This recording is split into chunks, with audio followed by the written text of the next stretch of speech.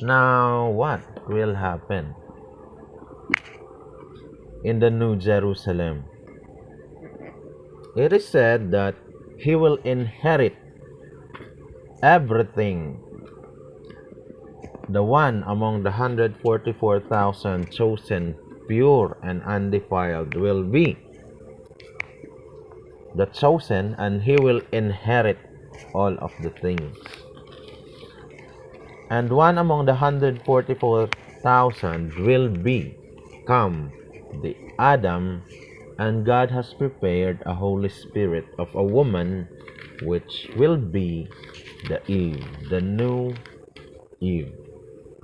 And what will happen if Jesus Christ ascended and become the new God, just like what it says on the Holy Bible? It will start as a new